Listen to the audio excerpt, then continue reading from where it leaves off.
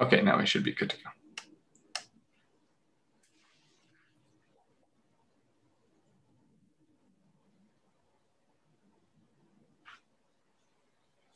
Hello and welcome back to the Digital Culture Speaker Series. Today with us we have Emiddio Vasquez, a PhD student in Media Arts and Sciences, working with Shaoxin Wei at AME's ASU. But before we get started, we'd like to play for you the land acknowledgement for the lands we are on. Arizona is home to 22 indigenous tribes. Arizona State University's campuses are situated on the homelands of many tribal nations, in particular the O'odham and Peepash, and acknowledge the many indigenous communities who reside in this territory. Skigik is the O'odham word that is now known as Phoenix, which was settled in 1881 by occupiers. The ancestors of the O'odham, the Huhugam, created canals and utilized surrounding rivers that are the basis of the current irrigation system that feeds Skigik today. These waterways have always been the foundation and livelihood of the residents within the valley. Throughout the past 500 years, the impact of colonialism have been detrimental to indigenous lands and languages, affecting their livelihood. Many people who live in the Southwest are unaware of this history. Furthermore, ASU's indigenous student community consists of over 3,000 strong, not including faculty, staff, and alumni, who continue to thrive, educate, and advocate for the strengthening of indigenous ways of life. As the O'odham call it, Himdak, the way of life for the O'odham, encompassing their culture, traditions, identity, and being. As O'odham and indigenous peoples, our identity is tied to the land. Like our own bodies, we must respect and care for it, and we urge everyone to do the same. We challenge you to educate yourself about the history and the communities who continue to thrive today. Moving forward, it is vital to honor and respect that you are always on indigenous land. Thank you. And with that, Emiddio, would you like to take it away? Yep, thanks. So there's the screen now? Yes. Yeah, okay. So, hello everyone. My full name is Oswaldo Emiddio Vasquez Hadjilyra. I am a PhD student at Media Arts and Sciences, and today I will just present some work I've done, recent work that I've done through my research that looked at questions concerning materiality through and in both sound and computation. Just a disclaimer, when I say computation, it's a much more sort of open understanding of computation, not necessarily just computers, but rather engaging with a mode of computation or a history of computation that may be even completely parallel to what we now call computers. So please bear that in mind while I present this. And materiality is kind of loosely referring to just tangible materials for the time being. But yeah. So my practice deals with material transformations, and what I do is I've realized recently is that I would normally pair up things that are not normally assumed or perceived as being material.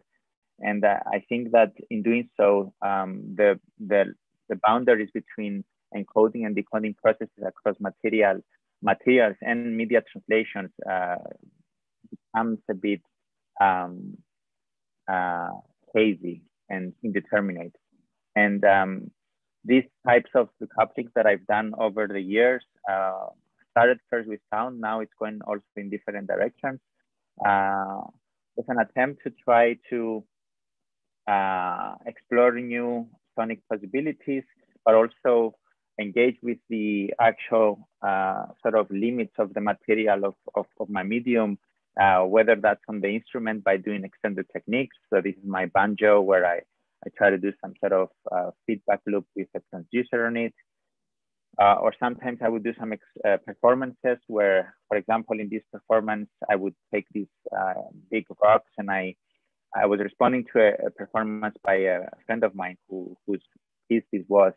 And I would use these rocks and record them onto this very long loop of loop of tape. And other performances involved me performing, again, doing some feedback and trying to get some resonances out of a sheet of copper. And some performances more recently involved me doing ASMR box opening of an Amazon Prime box. So it's a bit, different depending on the piece and the performance. It's different sort of approaches. But ultimately, all of these sort of types of sound performances in the beginning at least try to deal with questions of maybe uprooting, personal fixations, and also very interested in questions concerning the neoliberal and the postcolonial subject. These types of transformations do end up getting other forms. It's not just sound that I work with, but for today, I will be mostly focusing on sound. Finally, in terms of my PhD, like theoretical research, I think by thinking with and through sound, I'm also, I think, poking theoretically questions concerning the philosophical and aesthetic implications of working in the digital domain and in computation, but within a materialist framework. And I won't be talking too much about materialist or new materialism today, but if there's any questions, I'm happy to answer it. But I'll just walk you through a bit to some of the early thoughts of how I began doing the work that I'm currently doing. The previous images were just sort of images of performances, but now I'm kind of coming to the more recent work. So prior to my work at ASU, I was studying philosophy, and I did a lot of work on Gilles Deleuze and Guattari. And one book that stayed with me from the time I've read it and has affected my work since then is What is Philosophy?, in which they talk a lot about questions concerning aesthetics and also philosophy of science in a sense. But for my purposes, I focus a lot on the question of aesthetics. And in that book, they spend a lot of time on speaking about this idea of a block of a percept and an affect. And there they say that an artist creates these blocks of percepts and affects. And the way they speak about them is very interesting because they tend to give some sort of material qualities to, let's say, if you're a painter, then the brush or the type of pigment you use or the type of horsehair that's on your brush affects that type of block of percept. And that's great. And it kind of reminds a bit of some sort of maybe more like medium specific sort of modernist understanding of art, where sort of the exploration of the material and the pushing the material to its limits is like a criterion for the artist to further unfold. But the question from my perspective was, when working with sound and when working with digital sound, what happens to this percept of this block of sensations? And I think this is a question that's still relevant to everything I do, is how to maintain a form of criticality with the very medium of working within a computer and with data and with digital.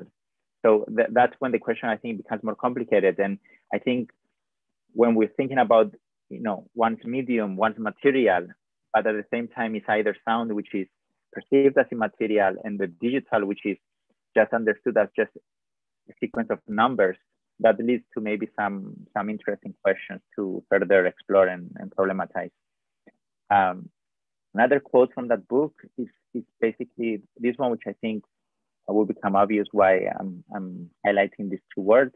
The sound must be held no less in its extinction than in its production and development. So again, a critical engagement with the process of how sound is actually produced and how it develops.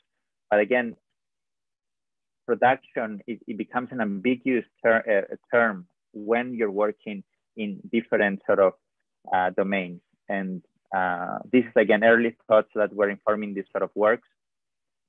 And finally, this is a long quote. I won't read all of it, but I'll leave it for you here. The question of composition then, which for them is a definition of art, and technically aesthetic composition is the only form of composition that Deleuze and Guattari will say. That also drew my attention to it, because being in a program which endorses and encourages transdisciplinary thinking, and with my background where I do have a background in mathematics and philosophy, made me wonder what it means to have technical composition, or at the level of code. Like when do you move from the technical composition to the aesthetic composition, and how do you work transdisciplinary in a way where nothing is done at the expense of the other? So the question of composition and between technical and aesthetic composition, and that bizarre kind of division between art and science, I think is something that, for me, I am trying to build bridges, but I want my bridges to be interestingly done. So I'm actually quite, in a sense, critical of simple bridges done for the sake of translating one domain into the other. With that said, one idea that I've been exploring for the last few years is an idea concerning material composition, and I'll explain in a second how that came about. But in a sense, I like that this term, it carries many meanings. You can say material composition as if you have these materials and you compose them together to make this new material, like almost like a alchemist or a chemist or a metallurgist. But at the same time, you could say that this is a way of you're composing, and the way that you're composing as, let's say, a music composer is by setting these materials in a certain sort of relationship to one another. And I find this ambiguity to work through, and not being exactly precise of what exactly it is that I mean. And for this, I actually, a lot of my presentation will be going at some very sort of basic questions that sometimes are at the history or at the starting points of where do we get some ideas, and how do we derive these ideas that end up forming and framing the next millennia in this case, or even centuries of practices. So the question concerning material composition, I began thinking a lot about tonality and the relationship between, again, science and art, and a famous story allegory about how tonality, at least in Western tradition, happens, is one which is told about Pythagoras, who I'm sure everyone knows here through Pythagoras' theorem. Like, he was a mathematician, but he's also responsible for the let's say a lot of the early formulas of how tonality, tone relationships relate to one another. And the way that was done is sometimes a bit misled, or the story is not very precise. People say that Pythagoras was walking through the old city, and he hears some hammersmiths that they're hammering on this steel rod, and he realizes that at different points where each hammersmith is hammering this rod of metal, you actually get a different sort of pitch. That is sometimes the simplified form of the question. But I found this amazing book, which is called The Fifth Hammer by Daniel Heller-Roazen. And he actually goes a bit deeper into the question, and he focuses on the fact that, in fact, there were 5 people, and normally the story is only told about between 4 hammersmiths. But there was a 5th hammer that was part of the story that was never really included. and it was dismissed because it was generating a dissonance. And this idea of something being reduced because it doesn't meet sort of a nice sort of harmonic relationship between nodes, I think it's interesting to think about, because in a sense, much of what in the history of philosophy and in the history of epistemology, Pythagoras is the father of the idea of a model. So you can model the world by counting. You can model nature after numbers. And I think that that's really important for when we do speak about computers, when we do speak about code, when we do speak about modeling, what is it that we really mean? And what do we reduce along the way? The famous image of the story of Pythagoras is that he, even though he saw these hammers, in the end, he reduced these metal rods that are very complicated, let's say harmonically in the timbre, into a single monochord. And that monochord will later become a way of segmenting this very reduced sort of form into different ratios and sort of developed Western tonality. But actually what is interesting in this book by The Fifth Hammer is that actually the way in which the different pitches were being created were by the different masses that the hammers had. So unfortunately, I can't check if anyone is on board with me, but basically this is quite different from just taking a chord and finding different ratios between it versus having different hammers with different weights and hammering differently at these metal rods. So I found that quite interesting as a starting point to start thinking about materiality and sound and computation, because precisely I'm working with, now I'm jumping to millennia, so I apologize for this. There's gonna be a bit of jumping back and forth in time, my presentation, but I'm working in these techniques that involve the modeling of material objects, all within the computer, like all digitally, all computationally. And the question of modeling objects by following a certain geometry and some material properties, I found that quite interesting to just go back to the roots of both the model, but not just models like, not computational models, but models of like an assessment of how the nature or the natural world works, and try to discretize, quantize, and so forth. But also, what I'm interested when I'm working with these techniques is also to try and see how much this can be pushed, as many artists do, of course.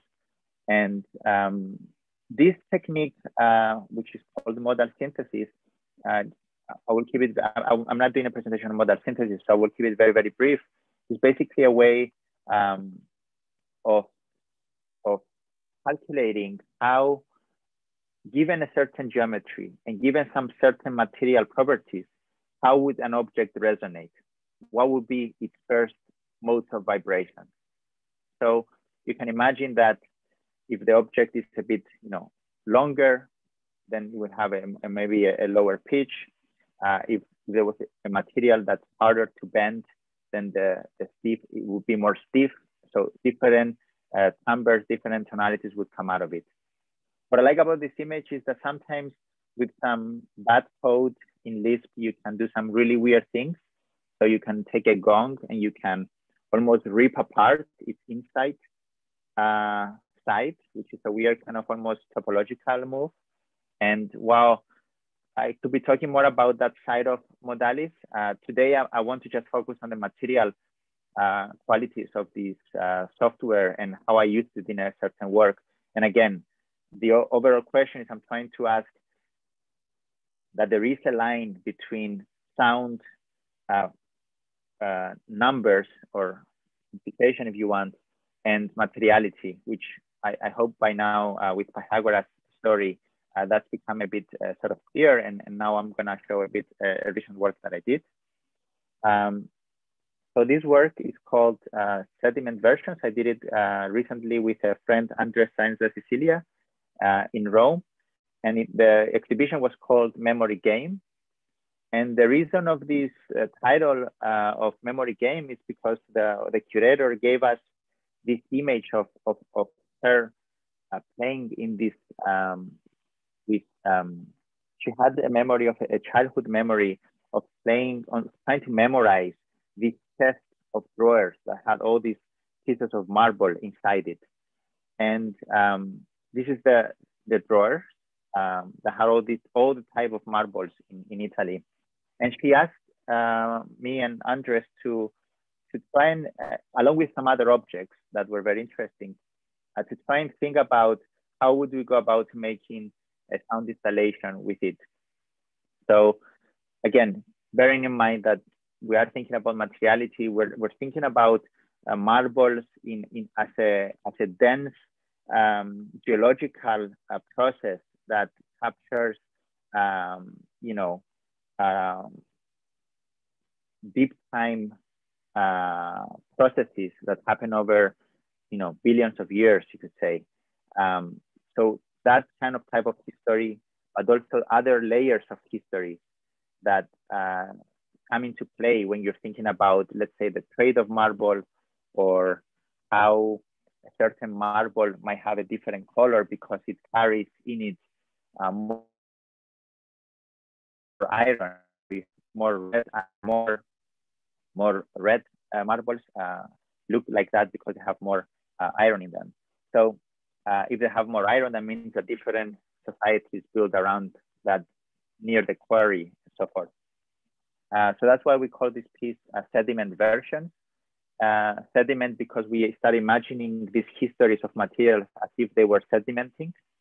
And we ended up cutting this on a dub plate, which carries in itself a history in dub culture in London, but it also replicates a process of how marble is fabricated, in that a marble is cut with diamonds, and in a sense, a dub plate is played back through a diamond needle. So that was an interesting sort of afterthought that we had both about this idea. So one of my contributions for this piece was to very painstakingly go through old books of engineering and try and find different types of marble, anything I could get access to, and try and maybe make a tile or something that feels like a tile, and try to build something that looks like this chest of drawers. And what I find interesting about this approach is that while I wasn't being too literal about what I was doing, at the same time, it was giving me a very interesting handle, a conceptual and aesthetic handle to hold on to, rather than just composing interesting sound, which is in itself perfectly fine. I found it interesting to start thinking about materials and also trying to find ways of like really engaging with this idea of materiality in more concrete ways. Another way I used the pieces of marble was by using them as raw images and using them as scanners to alter their spectral material. This is the part where there's a bit of, should have been a bit of sound, but because I moved to a PDF, no sound. And the other part, and now I'm gonna maybe switch gears. This is a recent presentation I did somewhere else, but I think it's absolutely relevant to what I'm saying right now, is having explored some questions concerning sound and computation. Another question I'm really interested these days is not so much computation, but when we say the digital, what do we mean when we say the digital? And I know it's assumed that we all know, and the more I look at it, the more I realize that actually it's much more convoluted, the history of calling something digital. Is it just the fact that it's something that is in numbers, like, you know, like the history of the name says that it's based on its fingers? Is it when we say binary, zeros and ones? Is it something that's stored in a cloud? It's becoming more increasingly difficult. So for me, again, I wanted to go really to the source and try and understand when we express the word digital, what happens. So this is another part of my presentation, and I'm gonna aim to do this in the next 10 minutes. That way we can have a conversation as well. But I'm trying to think about this idea of alternative modes of computation. There's people already doing work on this that look at materials that will be future ways materials used for computation. But for me, I'm still interested in looking at the history of, again, digitality and see if there are any other alternative models of computation that may help us think and reinvent what we mean when we speak about digitality. So, and I want to start first with this image because I find it fascinating in that it fits a lot of what I'm about to share with you. First, fluidics is a type of computation model that took place in the 60s. And the reason it was developed was really during the period where the Cold War paranoia was inviting scientists to think of ways of carrying out computations without electricity. And that led to a development of this using fluids as a way of computing, because they wouldn't need electricity and they would operate in a highly ionized environment. So with that aside, now we know what fluidics and fluidic computation might mean. This image is really interesting because here we see, this is done right now in Poland. They have 8 clamps filtering and deciding whether the quality of the water is good enough. And depending on that, they shut down and close, or they stay open. And they pretty much operate in a way that is comparable to a relay in a circuit, in a sense, with an on and off switch, or a 0 and a 1, or a truth and false. And I find this interesting because this is not at all what is happening. I mean, it is, if we want to look at it that way. But of course, we know that the process is much, much more complex. We have a living organism that is filtering water, so something very complex that has all these billions of other organisms, and making assessments based on that. And yet, despite this complexity, these clamps do better work as bioindicators than other ways of doing this. So there's something interesting there. How we choose to look at this, I think it's important. And I think that applies to computation as well. So this is just a brief mention that to have digital memory or materialized, that to me is very straightforward because we've done that from day one, leaving marks, leaving symbols. So there is such thing as material digital memory without necessarily ever talking about zeros and ones. But what I became interested in looking at this history is looking at the first type of, let's say, relay circuitry that was modeled by George Stibich, who is also the first person who uttered the word digital. And first, he had in mind a different word. He said first pulse. So what we call now digital used to be called just a pulse, like an electrical pulse. And much to my surprise, I found out that Charles Peirce, a philosopher that has written pretty much about everything, had already this idea of making a relay circuitry based on relays. And I juxtapose this history with a history of, let's say, designing circuits with a liquid in mind. What is interesting between these two authors, Philbrick and Stibich, is that they both operate in the same period, 1937. So here's a different model of computation, or of a type of computation. In this case, in Polyphemus, Philbrick made what was effectively later on the first type of simulation, a simulator that was working electronically. And what is interesting about these two parallel histories is that both end up being funded for war machines, as it were, but one is used for precision of where a bomb might drop, and the other one is used as a simulation on learn how to drive a certain airplane. So you can imagine which one is which one gives more precision, and which one gives more real feedback of an experience. And one last interesting fact about both of these engineers is that in the end, they ended up doing also some work in electronic art. So one next research stream that I'm doing is I'm going to try and understand how their art differs and whether that's informed from their also from their decisions in their designs and their models in electronics. So with fluidic computation, what I find interesting in this model is that the way in which some logical operations take place. So negation, or let's say zeros and ones, or truth or false, happen differently here and happen in a way that's a bit counterintuitive. And this is, I won't go too deep in this, but for those who are interested, Michel Serres writes about this idea between a laminar flow and a turbulent flow. And I've been trying for a couple of years now to really make a case to read carefully Michel Serres and make a connection to fluidic logic as a way of trying to understand negation as not just being a zero, an absolute true or false, but as a different way. And fluidic logic does offer some possible ways of thinking a bit in a more speculative way. For example, a laminar flow here, when it goes straight, it goes at its source.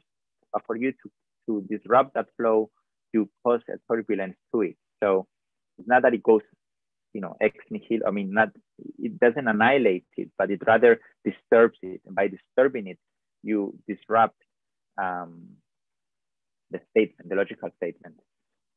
So without going into too much detail, there's a whole fascinating world about fluidic computation. I'll just zoom in here a bit. Here, there's a whole series of types of circuitry that are recreated that are thinking only in terms of fluids. For example, this is a diode, a Tesla diode, which operates in an interesting way in that by just using a certain geometry, the flows are distributed differently and thus cancel each other and creating what we know in electronics as a diode. There's amplifiers, resistors. This is more like a speculative way of thinking about trying to understand if there is a parallel history to the type of computation we've sort of adopted and what would be the benefits of thinking differently. There are authors that claim that, Moore's law will basically collapse on itself. And one of the reasons for that is that the way in which we're doing right now computation is completely inefficient. And I'm not necessarily on the side of like we should strive for efficiency, but I do think that sometimes these simplifications do lead to some interesting sort of cultural sort of side effects. And I included these images of like fluidics being implemented onto the body because I think, again, the idea of trying to embody computation is very much, and I'm not talking about chips or anything like that. I'm just talking literally whether it's a sensor calculating your heartbeat or whether, it's your phone vibrating and letting you know something. We're starting to have these direct relationships to types of computation with us. And we've also modeled computers. And this is the paradox. It goes both ways. With both modeling our algorithms, let's say in AI, after models of the mind, but the brain was also modeled after certain assumptions that were derived from very, very specific readings of biology and certain assumptions about how neurons may be modeled and so forth. So I know this part was a bit more loose and generic, but I'm being aware of the time. And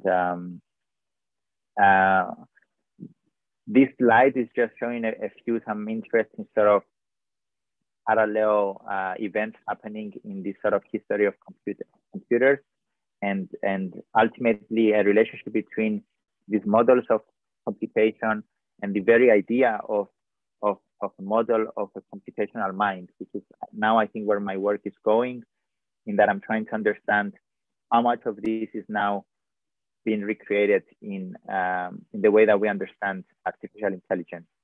And this is just a recent article I was reading that I'll just leave this as a title for you to read if you're interested. The way in which deep learning is imagined to be ending and artificial general intelligence is being assumed. It sounds a lot like many of these issues that I'm still finding with these simplifications / falsifications in how we understand maybe true statements or logic and its relation to the rest material world. So ultimately, these questions will lead to some questions concerning immaterial labor, and maybe more like a Marxist sort of reading of trying to understand these histories from a Marxian, not Marxist necessarily, Marxian perspective. And with that, hopefully that made sense. Maybe I don't know if there was time for questions and discussion. But I know I was told that it's a 40 minutes with 20 minutes discussion. So I'm happy to build on any of these slides you want. Yeah, let's open the floor for any questions that anybody has, either on YouTube or in the Zoom session. So feel free to type into the chat or even just to unmute yourself and ask the questions. I'll go first, Emiddio. So this is interesting kind of discussion that you're raising towards thinking about the intersection of like fluidics as a, is it a metaphor, do you see it as, for computing, or as an equivalent to computing or a new form of computing? Well, it's not necessarily a metaphor because there is a resurgence of fluidics in the form of nanofluidics. So it's a very real and alive sort of research stream that's happening. In the last maybe 5-10 years, especially, there's been a return to it.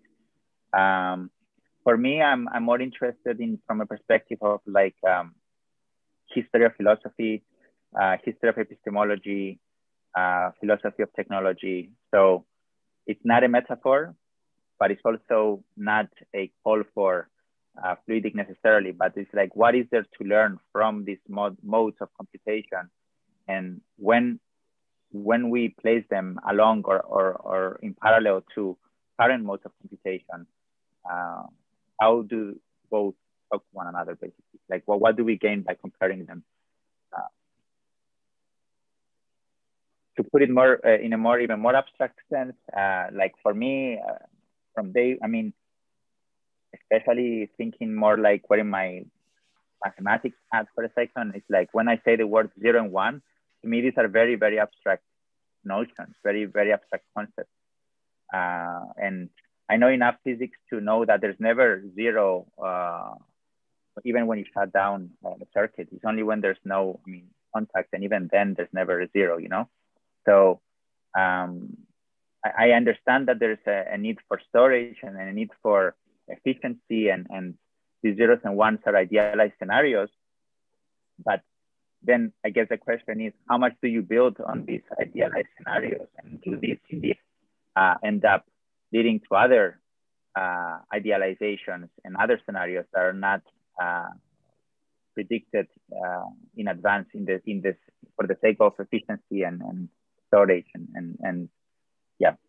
I don't know if that answers the question though. Sure. Does anybody else have any other questions as well? So what's next for you, Emiddio? What is the next project in this space, or next study that you're doing in this space? Yeah, so I think the next one, I was really, I started looking a bit at the history of computational models of the mind, basically, in this essay, Logical Calculus of Ideas Immanent in Nervous Activity, because I think there's going to be an interesting connection between this and AI. I'm obviously still working a lot with sound, and I have a few